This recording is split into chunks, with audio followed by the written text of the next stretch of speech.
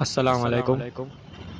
آپ سبھی بھائیوں اور بہنوں، جتنے بھی ہمارے دوست ہیں، ہمارے بھائی ہیں، ہمارے بہن ہیں، جن جن لوگوں کو تصوف سے جڑی اور طریقت سے جڑی، روحانیت سے جڑی صوفیہ اکرام کی تعلیمات کو حاصل کرنا چاہتے ہیں، ان کی تعلیمات کو سننا چاہتے ہیں، اس پر عمل کرنا چاہتے ہیں اور عمل کر کے اللہ اور اس کے رسول اور اولیاء اکرام سے، اللہ کے ولیوں سے جڑنا چاہتے ہیں، ان کے نقش قدم پر چل کر، آپ راہ سلوک پر چل کر خدا اللہ کو پانا چاہتے ہیں اور سرکار دو عالم صلی اللہ علیہ وسلم کی محفل میں آنے جانے کے قابل بننا چاہتے ہیں، ان کی محبت حاصل کرنا چاہتے ہیں، تو میرے اس چینل کو سبسکرائب کریں۔ میرا ادیش اور میرا مقصد یہ ہے کہ حق کی دعوت عام ہو، ہر مسلمان بھائی بہن ان سب تک پہنچے، اور ہمارے سرکار، ہمارے پیر و مرشد کی بھی یہی کوشش ہے اور ان کا مشن بھی یہی ہے کہ ہر انسان کا دل اللہ کے نام سے چمکے، اللہ کے نور سے چمکے، اور ہر انسانیت تک اللہ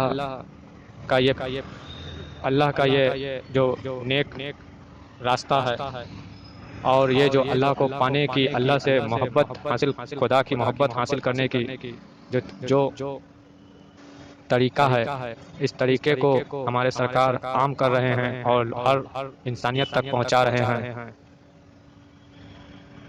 پوری انسانیت تک یہ پیغام پہنچ رہی ہے اور لوگ زیادہ سے زیادہ تعداد میں جڑ رہے ہیں اور پاک دل، نیک دل بن رہے ہیں، اپنے دلوں کو پاک کر رہے ہیں، اپنے نفس کو پاک کر رہے ہیں، اولیاء اکرام کے اور اللہ والوں کے نقش و قدم کو اپنا رہے ہیں۔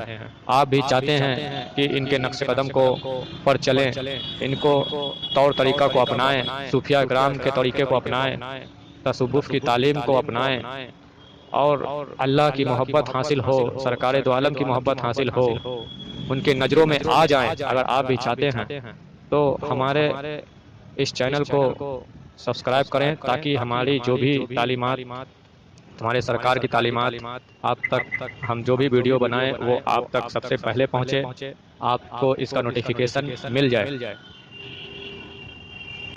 ہمارا چینل یوٹیوب پر سرچ کریں، دین حنیف، DEENEHANIF،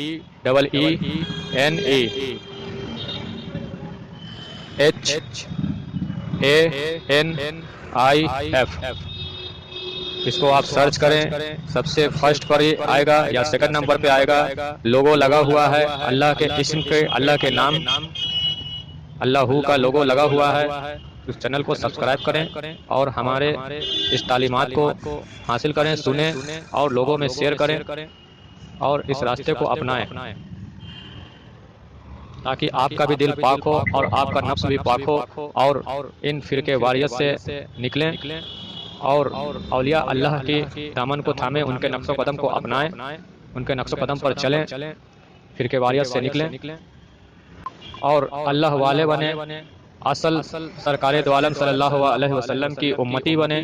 جب تک فرقے واریت میں ہیں، جب تک آپ کے نفس پاک نہیں ہے، آپ کو علم طریقت تصوف کی تعلیم حاصل نہیں ہوئی ہے، آپ سرکار کی امتی میں نہیں ہیں۔ جب تک آپ فرقے واریت میں ہیں اور آپ کے نفس، قلب آپ کے پاک نہیں ہے، طریقت کی تعلیم آپ نے حاصل لی نہیں ہے، تو آپ سرکار کی امتی میں شامل نہیں ہیں۔ اور اگر شامل ہونا چاہتے ہیں تو اس تعلیمات کو سنیں، اس پر عمل کریں اور اولیاء اللہ کے نقش و قدم پر ہی چلیں، ان کی تعلیمات کو اپنائیں اور یہ طریقہ اپنا کر، صوفیہ اکرام کے طریقہ کو اپنا کر آپ سرکار کی امتی میں داخل ہوں، سرکار کی پہلے جیسی امتی بنیں۔ آپ لوگوں سے ہماری یہی درخواست ہے۔ تو چلیے آگے کا، آج کا تعلیمات، آج کی گفتگو آگے شروع کرتے ہیں، آگے بڑھاتے ہیں، اور دل سے سنیے، اس پر عمل کریں اور عمل سننے سے زیادہ عمل کرنے کی کوشش کریں۔ اس دور کو، انسانیت کے دور کو 3 حصوں میں بانٹ دیں جو اللہ نے کیا۔ پہلا دور ہے عبادت کا، اس میں انبیاء اور مرسلین آئے۔ عبادت کا دور ہے تو عبادت کرنی ہے، سمجھیں؟ یہ دور عبادت کا تھا نبیوں کا، لہٰذا عبادت کے بغیر کوئی چارہ نہیں تھا۔ نبیوں اور رسولوں کا جو دور تھا وہ عبادت کا دور تھا، جو اس کے بغیر کوئی چارہ نہیں ہے، وہ ہر حال میں کرنی ہے۔ تو نبی اور مرسل مذہب لے کے آئے۔ مذہب انہوں نے کہا کہ عبادت کرو، پوجا کرو، پوجا نہیں کریں گے، عبادت نہیں کریں گے تو پھر بیکار ہے۔ اچھا، اب یہ دور نبی کریم صلی اللہ علیہ وسلم نے فرمایا انا خاتم النبی لا نبی یا وادی، کہ میں خاتم الانبیاء ہوں، میرے بعد کوئی نبی نہیں آئے گا۔ نبوت اور رسالت ختم ہو گئی، وہ عبادت کا دور ختم ہو گیا۔ اب بات کو سمجھنے کی ضرورت ہے۔ اس کے بعد جو دور شروع ہوا ہے وہ ہے رحمت کا۔ اس کے اندر اللہ تعالیٰ نے فقراء، صالحین اور ولیوں کو بھیجا۔ اچھا، اب وہ جو پہلا دور تھا عبادت کا، مرسلین اور نبیوں کا، اس کے اندر وہ لوگ کامیاب تھے جن کو تھکنے اور تھکانے کا شوق تھا۔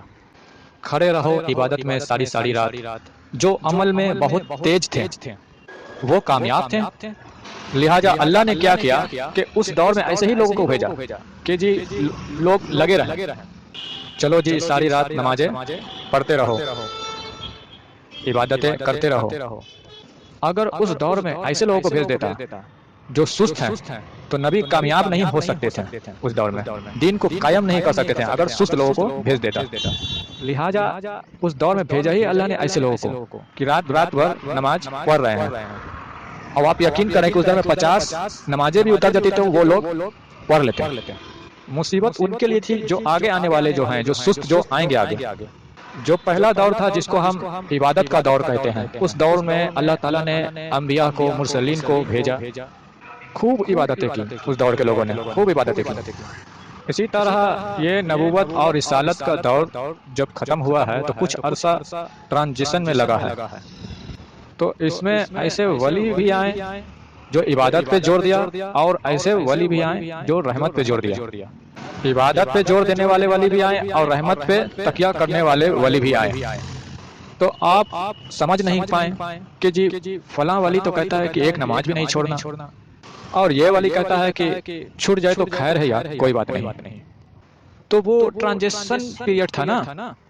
پھر اس کے بعد آہستہ آہستہ ایسے ولیوں کی تعداد بڑھی ہے، آہستہ آہستہ ایسے ولیوں کی تعداد بڑھی ہے۔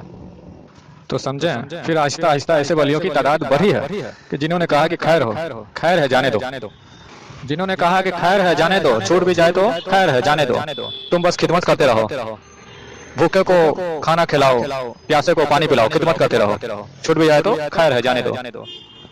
کسی کو کچن میں بیٹھا دیا، تم بس روٹیاں بناتے رہو، نماز چھوٹ بھی جائے تو خیر ہے، تم بس روٹیاں بناتے رہو۔ کسی کو جھاڑو کا کام دے دیا کہ تم بس جھاڑو لگاتے رہو، کسی کو پانی پلانے کا کام دے دیا کہ پیاسوں کو پانی پلاتے رہو۔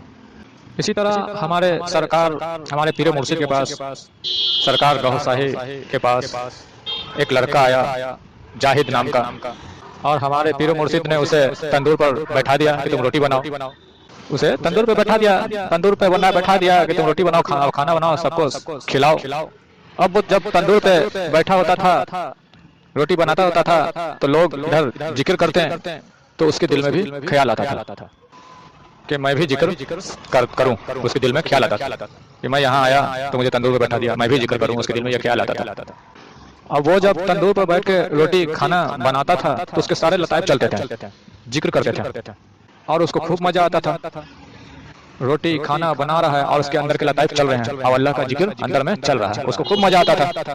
اور اس کو مزہ آتا تھا کھانا بنانے میں، کیونکہ اس کو نظروں سے تجلی پڑ رہی تھی، نظروں سے اس کو فضیلت مل رہی تھی، پیر سے اس کے ذکر چل رہے تھے۔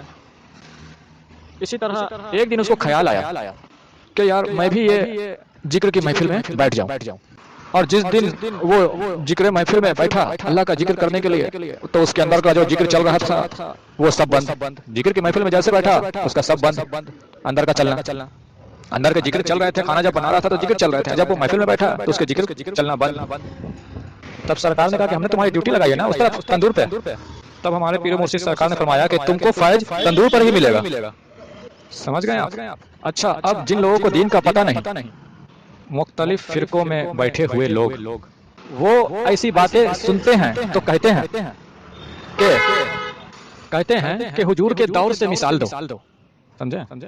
क्योंकि उनको अभी दीन का पता नहीं है ना, लिहाजा वो समझते हैं कि ये दीन के खिलाफ, शरीयत के खिलाफ बात हो रही है, कि इसको नमाजों का, रोजों का नहीं कह रहे हैं, इसको खाना बनाने का कह रहे हैं, तो ये तो सरासर दीन के खिलाफ है।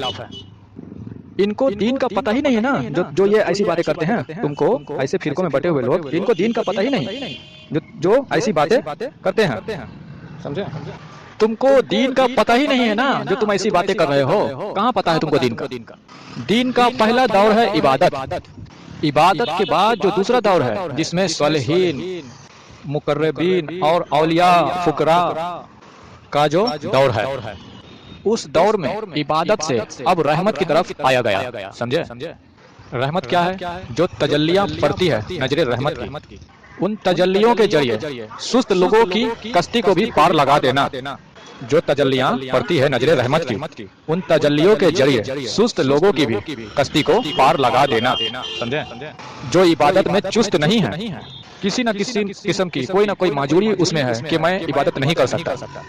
ठीक है जी भाई, आप इबादत नहीं कर सकते तो झाड़ू लगा ले। आप इबादत नहीं कर सकते तो फिर लोगों को पानी पिलाने का काम करें, खाना पकाने का काम करें। ठीक है भाई, नूर तो उन्हें देना है ना, तूने तो नहीं देना है ना। तूने तो नूर नहीं देना, नूर तो उन्हें देना। इबादत से नूर दिलवाएं या नजरों से नूर दिलवाएं। समझे? या तो इबादत से नूर अगर हासिल करें या फिर नजरों से नूर हासिल करें, ये उनकी मर्जी है। वो चाहे तो इबादत से नूर दिलवाएं या फिर नजरों से नूर दिलवाएं। पीर मुर्शिद या तो इबादत के जरिए नूर दिलवाएं या फिर नजरों से नूर दिलवाएं, ये उनकी मर्जी है। साबित करो ना। हाँ, साबित कर देते हैं। सिफात क्या है? सारी जिंदगी गुनाहों में तूने गुजारी, फिर नबी के नजरों से सिफात हो गई, खलासी हो गई, छुटकारा हो गया ना। इबादत नहीं की तब भी सिफात हो गई, और सिफात हो सकती है नजरों से। तो जब सिफात हो सकती है नजरों से, तो खलासी इस दुनिया में भी हो सकती है ना। तो ये दौर दूसरा जो रहा है वो है रहमत का। समझे?